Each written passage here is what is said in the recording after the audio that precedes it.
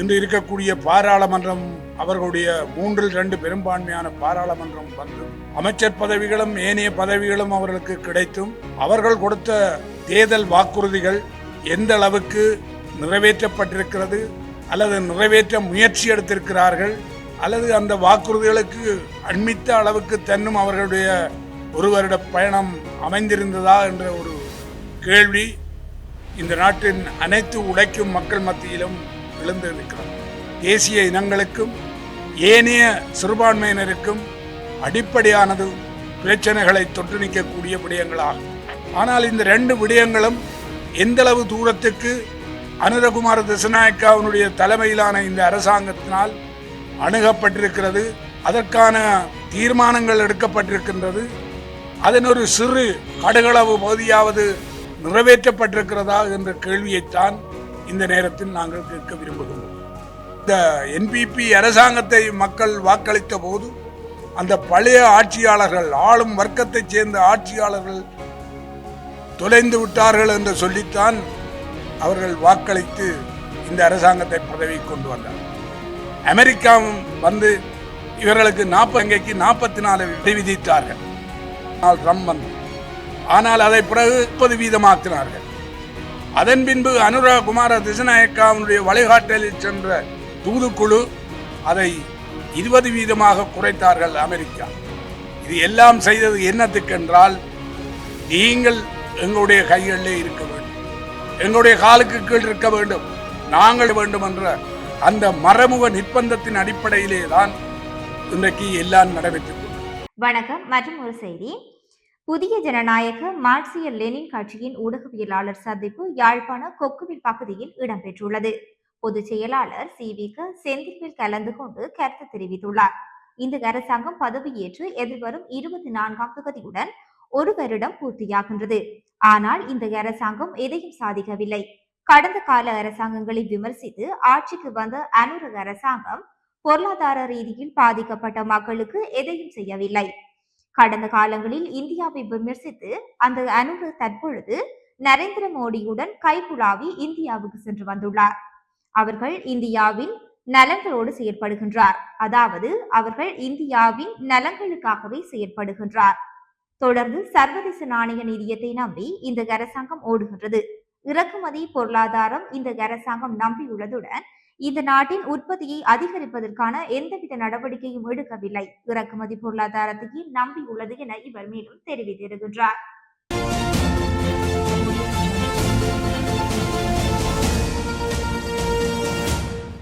நாங்கள் புதிய இன மார்க்சிய கட்சி ஏவிபி தலைமையிலான தேசிய மக்கள் சக்தியினுடைய அரசாங்கம் பதவிக்கு வந்து ஏறத்தாழ 1 வருடம் முடிய போகின்றது. இந்த 1 வருட காலத்தில் அனுரகுமார திசாநாயக்கா நிறைவேற்று ஜனாதிபதியாக பதவியேற்று எதிர்வரும் 24ஆம் தேதியுடன் 1 வருடத்தை நிறைவு செய்ய போகிறார். ஆகவே இந்த நிறைவேற்று அதிகாரம் கொண்ட ஜனாதிபதி முறையும் அதன் கீழ் இன்று இருக்கக்கூடிய பாராளுமன்றம் அவர்களுடைய 3/2 பெரும்பான்மையான பாராளுமன்றம் வந்து அமைச்சர் பதவிகளும் ஏனைய பதவிகளும் அவர்களுக்கு கிடைத்தும் அவர்கள் கொடுத்த தேர்தல் வாக்குறுதிகள் எந்த அளவுக்கு நிறைவேற்றப்பட்டிருக்கிறது அல்லது நிறைவேற்ற முயற்சி எடுத்திருக்கிறார்கள் அல்லது அந்த வாக்குறுதிகளுக்கு அண்மித்த அளவுக்கு தன்னும் அவர்களுடைய ஒரு வருட பயணம் அமைந்திருந்ததா என்ற ஒரு கேள்வி இந்த நாட்டின் அனைத்து உழைக்கும் மக்கள் மத்தியிலும் எழுந்திருக்கிறது. ஏனென்று சொன்னால், இவர்கள் நாடு முழுவதும் சென்று வளமான நாடு, அழகான வாழ்க்கை, இது அவர்களுடைய தொனிப்பொருளாக இருந்தது. வளமான நாட்டை உருவாக்க வேண்டுமாக இருந்தால் பொருளாதார ரீதியில் மிகப்பெரிய மாற்றங்களை, அதற்கான அடித்தளத்தை, அதற்கான முன்னுரையை இவர்கள் இந்த 1 வருட காலத்தில் எழுதியிருக்க வேண்டும்.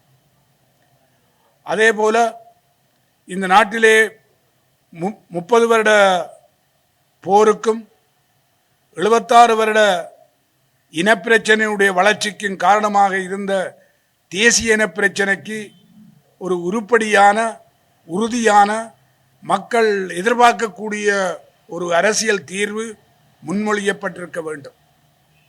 இந்த ரெண்டும் எங்களுடைய நாட்டை பொறுத்த வரையில் ஏக பெரும்பான்மையான உழைக்கும் சிங்கள, தமிழ், முஸ்லீம், மலையக தேசிய இனங்களுக்கும் ஏனைய சிறுபான்மையினருக்கும் அடிப்படையானது பிரச்சனைகளை தொட்டு நீக்கக்கூடிய விடயங்களாகும்.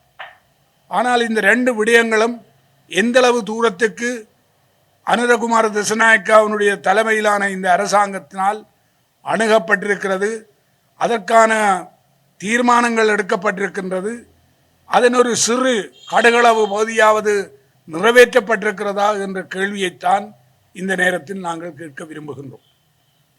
ஏனென்றால் நாங்கள் உழைக்கும் மக்களுடைய ஒரு கட்சி, தேசிய இனம் ஒடுக்கப்படுகிற தேசிய இனங்களுடைய பிரதித்துவப்படுத்தக்கூடிய ஒரு கட்சி.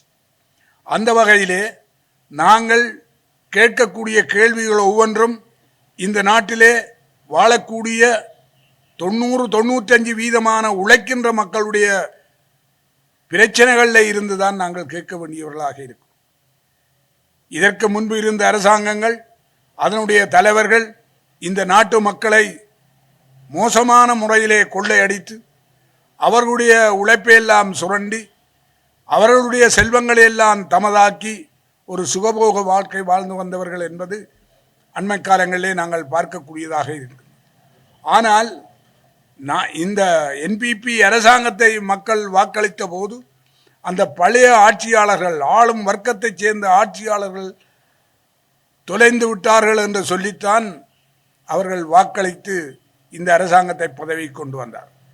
பதவிகள் மாறியது, நிறைவேற்று அதிகாரம் கொண்ட உச்ச அதிகாரம் கொண்ட அதிகாரம் ஜனாதிபதி பதவி மூலமாக அனுரகுமார திசாநாயக்கா கிடைத்தது. பாராளுமன்றத்தில் 3/2 பெரும்பான்மை கிடைத்தது.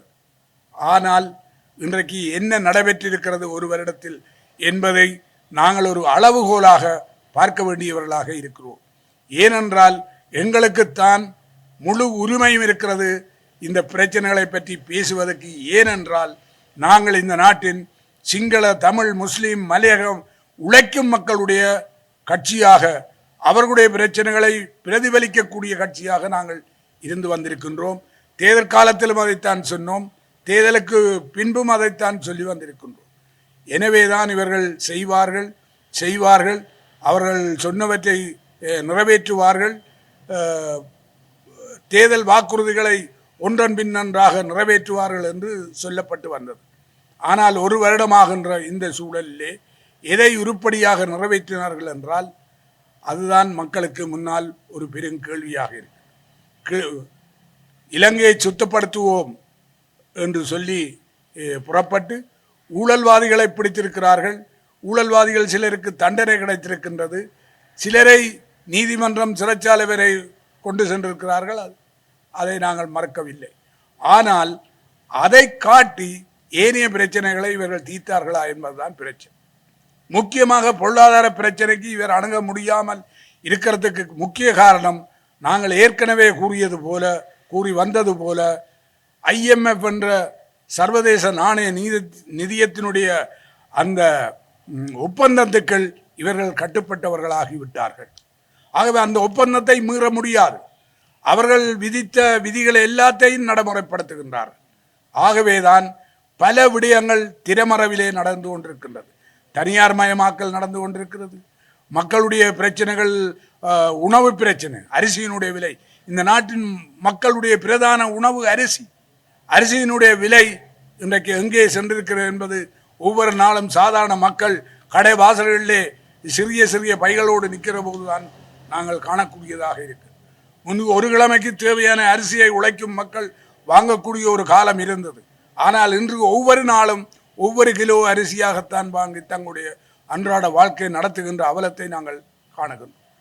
ஆகவே உணவுப் பொருட்கள் எல்லாருடைய விலை, உப்பு, புளி, சீனி, சர்க்கரை, எல்லா பொருட்களுடைய சாதாரண மக்கள் பாவிக்கின்ற பாவனை பொருட்களுடைய விலைகள் உச்சத்திலே தான் இருந்து கொண்டு வருகின்றது.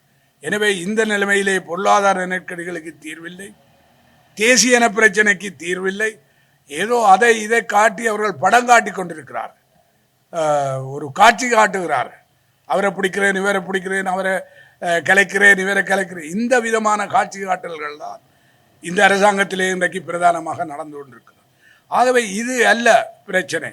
அடிப்படையான பொருளாதார பிரச்சனையும் தேசிய இன பிரச்சனையும் தீர்க்க முடியாமல் இருக்கிறதுக்கு காரணம் இவர்கள் அமெரிக்காவினுடைய IMF-னுடைய அல்லது சர்வதேச நாணய நிதியத்தினுடைய கட்டுப்பாட்டுக்குள் கொண்டு வரப்பட்டிருக்கிறார், அமெரிக்காவினுடைய கட்டுப்பாட்டுக்குள் கொண்டு வரப்பட்டிருக்கிறார், இந்திய வல்லரசினுடைய கட்டுப்பாட்டுக்குள் கொண்டு வரப்பட்டிருக்கிறார். எனவே அவர்களை மீறி எதையும் செய்ய முடியாமல் இருக்கிறது. ரணில் விக்ரமசிங்க தன்னுடைய பதவி காலத்தில் இந்தியாவுக்கு சென்றதும் சர்வதேச நாணய நிதியத்தை இங்கே அழைத்து வந்ததும் அதே விஷயத்தை தான் இன்றைக்கு அனுரகுமார திசநாயக்கா செய்கிறார். ரணில் விக்ரமசிங்க எதை செய்தாரோ, எந்த ஒப்பந்தங்களை கையெழுத்திட்டாரோ அதைத்தான் இவரும் தொடர்ந்து செய்து கொண்டிருக்கிறார். எனவே ஆள் மாறி இருக்கிறதே தவிர, பதவி மாறி இருக்கிறதே தவிர விடயம் ஒன்றாகத்தான் இருந்து வருவதை நாங்கள் பார்க்கின்றோம். எனவே இந்த விதமான நிலைமைக்குத்தான் ஒரு ஆட்சி மாற்றம் தேவையா என்ற கேள்வியைத்தான் நாங்கள் இந்த நேரத்திலே எழுப்புகின்றோம். எனவே அடிப்படையிலே பொருளாதாரம் மாற்ற வேண்டுமென்றால் உற்பத்தி பொருளாதாரம் எங்களுடைய நாட்டுக்கு வர வேண்டும். இறக்குமதி பொருளாதாரம் படிப்படியாக நிறுத்தப்பட வேண்டும். உற்பத்தி பொருளாதாரம் ஏற்பட்டால் தான் இந்த நாட்டு மக்கள் தங்களுக்கு தேவையான உணவை உற்பத்தி செய்யவும், தங்களுக்கு பகிர்ந்து கொள்ளவும், குறைந்த விலைகளிலே சத்துள்ள உணவுப் பொருட்களை நாட்டு மக்கள் உண்பதற்கான சூழ்நிலையும் ஏற்படுத்த முடியும். எனவே எங்களுடைய வளங்கள் இருந்தும் கூட அந்த வளங்களை அந்நிய சக்திகள் கொள்ளையிட்டு போறதுக்கான ஒரு அடிப்படையைத்தான் நாங்கள் இன்றைக்கு காணுகின்றோம். எனவே இதை NPP அரசாங்கம் அல்லது AVP அரசாங்கம் ஒரு இடதுசாரி அரசாங்கம் என்ற ஒரு மாயை மக்கள் மத்தியில் பரப்பப்பட்டது. அவர்கள் சிவப்பு கொடி சொந்தக்காரர்கள் என்றெல்லாம் சொல்லப்பட்டது. ஆனால் இன்று எங்கு சென்று இருக்கிறது? இன்றைக்கு இஸ்ரேல் என்ற அந்த கொலைகார நாடு இதுவரையிலே கிட்டத்தட்ட 70,000 பலஸ்தீன மக்களை கொன்று குவித்திருக்கக்கூடிய ஒரு நாட்டோடு இவர்கள் உறவாடி கொண்டிருக்கிறார்கள் என்றால் இது யாருடைய கட்டுப்பாட்டை சேர்ந்தது? இதை எல்லாவற்றையும் சேர்ந்து பார்க்கின்ற பொழுதுதான் அமெரிக்காவும் வந்து இவர்களுக்கு 44%, இலங்கைக்கு 44% வரி விதித்தார்கள் டொனால்ட் ட்ரம்ப் வந்து. ஆனால் அதை பிறகு 40% அதன் பின்பு அனுரகுமார திசநாயக்காவுடைய வழிகாட்டலில் சென்ற தூதுக்குழு அதை 20% குறைத்தார்கள் அமெரிக்கா. இது எல்லாம் செய்தது என்னத்துக்கென்றால், நீங்கள் எங்களுடைய கைகளிலே இருக்க வேண்டும், எங்களுடைய காலுக்கு கீழ் இருக்க வேண்டும், நாங்கள் சொல்வதை நீங்கள் செய்ய வேண்டும் என்ற அந்த மறைமுக நிர்பந்தத்தின் அடிப்படையிலே தான் இன்றைக்கு எல்லாம் நடைபெற்றுக் கொண்டிருக்கு.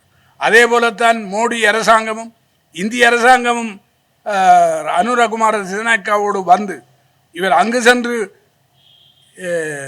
ரணில் விக்ரமசிங்க என்ன ஒப்பந்தத்தை ஏற்படுத்தினாரோ அதைத்தான் அவரும் தொடர்ந்தார். அதிலும் விசேஷமாக மோடி, இந்திய பிரதமர் மோடி இலங்கைக்கு விஜயம் செய்து அனுரகுமார திசநாயக்கா கட்டி அணைத்து, ஒரு காலத்திலே இந்தியா என்று சொன்னால் கர்ணகடூரமாக நின்ற அதே தலைவர்களை அவர்கள் கட்டி அணைத்து தங்களுடைய பாதைக்கு கொண்டு சென்றிருக்கின்றார். அதனுடைய விளைவுதான் இன்றைக்கு மன்னாரிலே மக்கள் போராடி கொண்டிருப்பதை நாங்கள் காணுகின்றோம். அந்த காற்றாலை என்பதும் கனிம வள அகழ்வு என்பதும் மன்னாரை இல்லாமல் பண்ணக்கூடிய ஒரு நிலைமையைத்தான் அவர்கள் ஏற்படுத்தி கொண்டிருக்கிறார்கள். இதன் பின்னால் பெரிய கோர்ப்பரேட் நிறுவனமான அதானி நிறுவனம் இருக்கிறது, ஆஸ்திரேலிய பல்தேசிய கம்பெனி ஒன்று இருக்கின்றது. ஆகவே இந்த நிலைமைகள் எல்லாம் தொடர்கின்றால் இந்த ஒரு வருடத்தில் இவற்றுக்கு ஆன ஒரு சைகையை தன்னும், ஒரு குறைந்தபட்ச சைகையை தன்னும், எங்களுடைய தேசிய பொருளாதாரம், எங்களுடைய தேசிய பாதுகாப்பு, எங்களுடைய சுதந்திரம், சுயாதிபத்தியத்தை நிலைநிறுத்துவோம் அல்ல அதற்கு ஊடாகத்தான் எதையும் செய்வோம் என்று சொல்லுகின்ற அந்த துணிவு இவர்களிடம் இருந்து இல்லாமல் போனதான் நாங்கள் காணக்கூடியதாக இருக்கிறது. எனவேதான் மக்கள், இந்த நாடும் மக்களும் இந்த அரசாங்கத்திற்கு இதை அனுபவிக்கிறார்கள், இன்னும் என்னவற்றவற்றை அனுபவிக்கப் போகிறார்கள், இன்னும் தனியார் மயம் என்பதை எப்படி அனுபவிக்கப் போகிறார்கள் என்ற விடயங்களை எல்லாம் நாங்கள் பார்க்கக்கூடியதாக இருக்கு. எனவேதான் மக்கள் இந்த அதிகாரத்திலே ஆள் மாறுவதன் மூலமாகவோ அல்லது அந்த பதவிகளை மாறுவதன் மூலமாகவோ வயதானவர் இளமாள் வாரதன் மூலமாகவோ மற்றவர்கள் எல்லாம் 70 வயது சென்றவர்களாக இருந்தார்கள்.